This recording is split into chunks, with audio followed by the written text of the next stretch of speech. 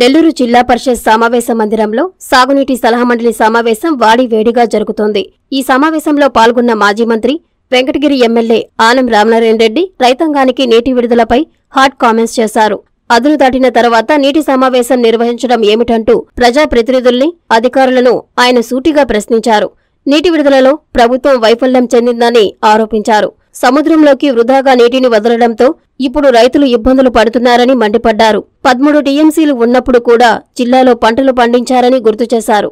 ఇప్పుడు పరిస్థితి చూస్తే ఇరిగేషన్ శాఖ వైఫల్యం చెందిందన్నారు. ఇంకా ఏమన్నారో ఆనం మాటల్లోనే విందాం.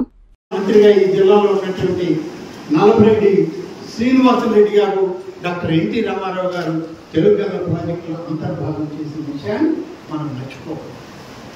68 టీఎంసీలకి తెలుగుగంగ ప్రాజెక్టు నిర్మాణం శంకుస్థాపన రోజు నుంచి ఆ రిజర్వాయర్ పూర్తయ్యే వరకు నేనే ఎమ్మెల్యేని ఆ రాపూర్ దగ్గర కండలేరు రిజర్వాయర్. కానీ చాలా సందర్భాల్లో ఆ నీటిని వాడుకునే పరిస్థితి లేకుండా పోయింది. సాగునీటి వ్యవస్థలు అనేక ఉద్యమాలు జరిగాయి ఈ జిల్లాలో. అనేక మంది పెద్దలు రైతాంగం కోసం పోరాడారు.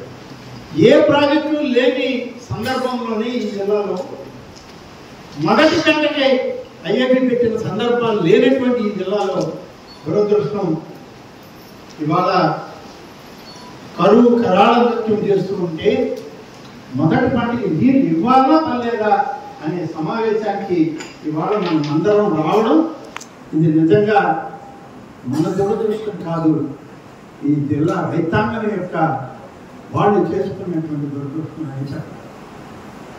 మన వైఫల్యాలు సాగునీటి రంగంలో సాంకేతిక పరిజ్ఞానాన్ని వాడడంలో మనం చేసినటువంటి నిర్లక్ష్యం వల్లనే, మన తప్పిదాల వల్లనే ఈ సంవత్సరం నెల్లూరు జిల్లా రైతాంగం నేను పైరు పెట్టాలన్నా పర్లేదు, నారు పోయాలన్నా పర్లేదా. సాక్షాత్తు ఎస్సీ గారు స్టేట్మెంట్ ఇచ్చారు పోయిన మాసంలో, ఎవరు నారు పోయద్దు, నీరు ఇచ్చే పరిస్థితి మాకు లేదు, సోమశిల జలాశయంలో నీరు తగ్గిపోయింది అని వారు. మరి రైతాంగం యొక్క పరిస్థితి, రైతుకు ఆలోచన జరిగింది ఏంటి? నెల క్రితమే ఆయన నారు పోయొద్దని చెప్తే నెల రోజుల నుంచి ఈ రాష్ట్ర ప్రభుత్వం ఏం చేసింది, జిల్లా అధికార యంత్రాంగం ఏం చేసింది అనేది ఇవాళ చర్చించుకోవాల్సిన అవసరం లేదా? మనం నీళ్లు ఉన్నప్పుడు అందరం ఓకే ఇచ్చేయండి అన్నవాడమే. ఉన్నప్పుడు ఏం చేద్దాం? కలెక్టర్ గారు ఈ జిల్లాలో 13 టీఎంసీలు సోమశిలలో నీళ్లు ఉన్న రోజు కూడా నెల్లూరు డెల్టాలో రైతాంగానికి నీళ్లు ఇచ్చి పంటలు పండించేటువంటి ఒక పంటను తీసుకున్నటువంటి పరిస్థితి ఉంది. అది రైపేరియన్ రైట్ అంటామా, లేకుంటే సాగునీటి వ్యవస్థకి అక్కడ ఉన్నటువంటి బోర్ల వ్యవస్థ కూడా సహకరించి వాళ్ళు వాడుకొని పండించుకున్నారు. ఇవాళ ఇవన్నీ కాలం లేని సత్యాలు. ఇటువంటి పరిస్థితి నుంచి ఇవాళ ఇంత దిగజారిపోయినటువంటి నీటిపారుదల రంగం ఇవాళ ఏం సమాధానం చెప్తుంది? ఈ సమావేశం ఏం సమాధానం చెప్పబోతుంది ఈ జిల్లా రైతాంగానికి అనేది అందరం ఆలోచన చేయాలి. 7 టీఎంసీలు అంటున్నారు మీరు. నేను పోయిన రబీ సంబంధించినటువంటి రికార్డు కూడా చూశాను. ఆ రికార్డు కూడా చూడడం జరిగింది ఇక్కడ. ఈ సంవత్సరం చూశాను ఖరీఫ్ విషయం. ఇప్పుడు ఖరీఫ్లోకి వచ్చాం. మన జిల్లాలో మామూలుగా అయితే మీరు ఇతర జిల్లాలో ఖరీఫ్ రబీ అని 2 వేరు ఉంటాయి. ఈ జిల్లాలో ఖరీఫ్ అనేటువంటి మాట రాదు. ఎందుకంటే మాకు ఉండేది లేట్ రబీ ఉంటుంది, రబీ మాకు నార్త్ ఈస్ట్ మాన్సూన్ కాబట్టి అన్ని జిల్లాల్లో మిగతా ఉత్తరాది జిల్లాల్లో వచ్చిన మాన్సూన్ మాకు లేదు. ఆ యొక్క ప్రకృతి మాకు ఉన్నటువంటి ఇబ్బందుల వల్ల గతంలో తుఫాన్లతోనే పంటలు పండించేటువంటి మేము ఇవాళ ప్రాజెక్టులు కట్టుకొని ప్రాజెక్టుల వైపు గణనీయంగా ఎదురు చూసే పరిస్థితి. ఎందుకు ఈ పరిస్థితి? ఎవరిది తప్పిదం? ఒకసారి ఆలోచన చేయండి. ఉన్న 7 టీఎంసీలు ఎట్లా పంచుదాము, ఎవరికి పంచుదాము అనేది కాదు. అసలు ఈ పరిస్థితి మీరు ఎందుకు, ఇటువంటి పరిస్థితి ఎందుకు తీసుకొచ్చారు ఈ జిల్లాని, ఈ జిల్లా వ్యవస్థను? అన్ని వ్యవస్థలు నిర్వీర్యమైనట్టే. ఇవాళ నియోజకవర్గాల్లో ఇవాళ ఈ జిల్లాలో సాగునీటి రంగానికి సంబంధించిన వ్యవస్థలు కూడా నిర్వీర్యమని చెప్పడానికి నేనేమి వెనకడుగు వేయట్లేదు. మీరు పోయిన సందర్భంలో 3.5 లక్షల ఎకరాలకు సాగునీరు ఇచ్చామని చెప్పి రికార్డులో రాశారు. లెక్కలు తీసి చూసాం.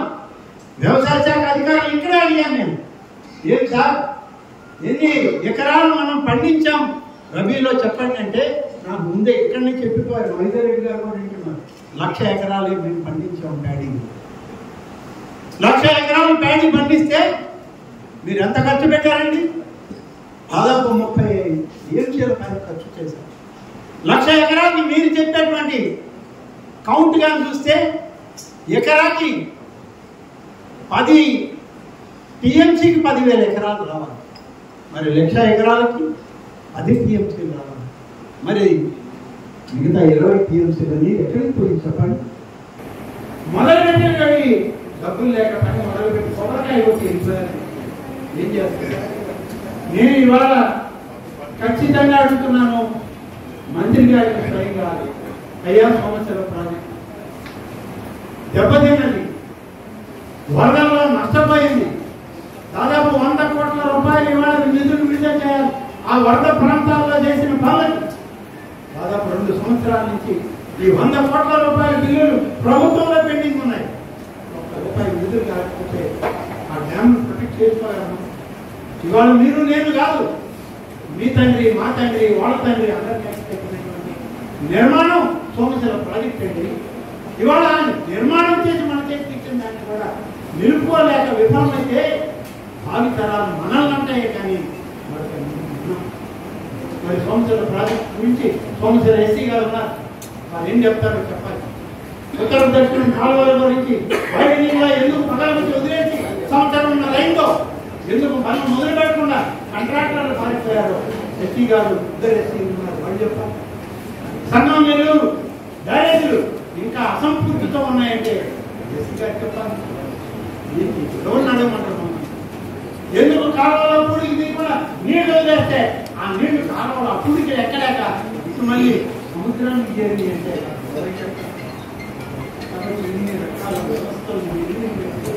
ఇన్ని రకాలుగా నష్టపోయింది రైతాంగం. ఈ జిల్లా రైతాంగం కొన్ని వేల కోట్ల రూపాయలు నష్టపోయింది. మన వాళ్ళ వాల్మీకి యాజమాన్యాన్ని సక్రమంగా చేయలేకపోయింది. ఇవాళ రైతులు కోడైపోతున్నారు. రైతు ప్రతినిధులు వేదికలకి బహిరంగమైన మాట్లాడుతున్నారు. ప్రజాప్రతినిధులమైన మనం కూడా అర్థం చేసుకుంటున్నాం. పరిష్కారం చెప్పాల్సిన అవసరం ఉందే తప్ప ఇవాళ ఎవరో ఏదో మాట్లాడారంటే మాట్లాడిన దాన్ని దృష్టిలో పెట్టుకొని తప్పులు ఎన్నేదానికి ఆలోచన చేయకుండా దయచేసి ఏంటండి ఇంత దౌర్భాగ్యమైన పరిస్థితి రైతులకి రావాలన్నా ఇవాళ? ఇప్పటి వరకు ఏ రోజు లేనటువంటిది. ఒక్క నేను అధికారికంగా ఇచ్చిన లెక్కే కాదు అన్న ఇద్దరు. అక్టోబర్ 2వ తారీఖున 2023లో వచ్చినటువంటి మీడియా ప్రకటనలో కూడా 1,05,000 ఎకరాలు ధాన్యం పండించారు. మంచి రైతులకి మంచి ధర వచ్చింది. ఈ 1,00,000 ఎకరాల్లో రైతులు ధాన్యానికి మంచి విలువ తీసుకున్నారు, మంచి ఆదాయం పొందారు రైతాంగం అని చెప్పి మీడియాలో వచ్చింది. అది ఏ మీడియా అన్నా కానీ ఈ మీడియా ఆ మీడియా అనేది చర్చ కాదు. మనకి ఏ మీడియాలో అయినా మీడియాలో వచ్చింది. దీన్ని కాదు అన్నప్పుడు ఇరిగేషన్ ఎస్సీ ఖండించున్నారు, అగ్రికల్చర్ అధికారులు ఖండించున్నారు. మేము ఇచ్చిన లెక్క తప్పు అని చెప్పి అధికారులు 1,00,000 ఎకరాలు కాదు మేము 3,00,000 ఎకరాలని మీ అగ్రికల్చర్ వ్యవసాయ అధికారులు చెప్పాలి. నేను ఇప్పుడు అడిగాను, ఇక్కడ కూర్చున్న మంత్రి గారు రాలేదు, కలెక్టర్ గారు లోపల ఉన్నారు. సరే నేను మైదారెడ్డి గారు ప్రసన్న కుమార్ రెడ్డి గారు మేము అందరం మాట్లాడుతూ ఇక్కడ కూర్చున్నప్పుడు అగ్రికల్చర్ జేడీ గారు పోతుంటే అడిగాను, అయ్యా ఎన్ని ఎకరాలు వేశారు రబీలో అంటే 1,00,000 ఎకరాలు లోపు వేశారు. మరి సంతోషం. మరి వాళ్ళ వ్యవసాయ శాఖ ఇచ్చిన అంచనా కూడా ఆ కాగితం కూడా ఉంది.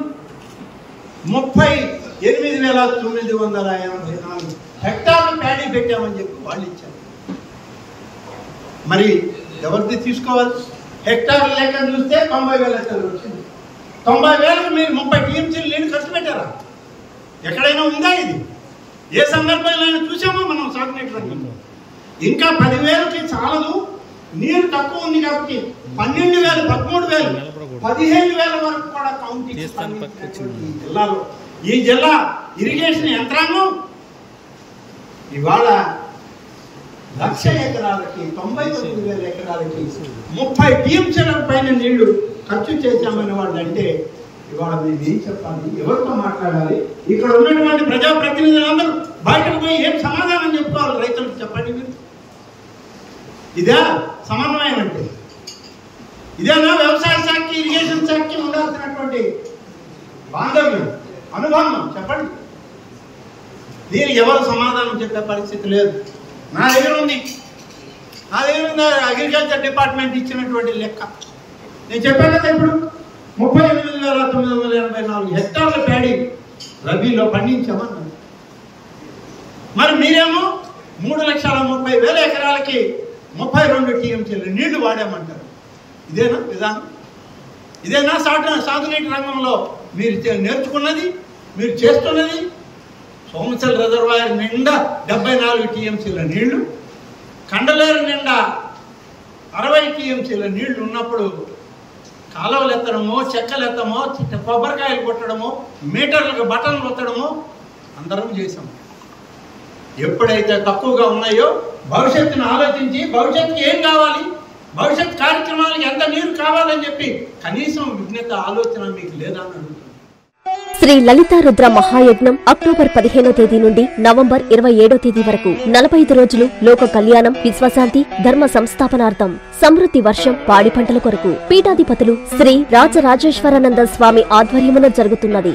సకల శుభాలు కలిగించే ఈ లలితా రుద్ర మహాయజ్ఞములో పాల్గొని ఆయురారోగ్యం, ఉన్నత చదువులు, ఉద్యోగం, పదవులు, నవగ్రహ దోష నివారణ, సకల సంకల్ప కార్యసిద్ధి, వ్యాపారాభివృద్ధి, అన్యోన్య దాంపత్యం, శత్రు నివారణ, వివాహం, సంతానం పొందుటకు అందరూ ఉభయదాతలుగా పాల్గొనుటకు సంప్రదించవలసిన సెల్ నంబర్ 9848088925.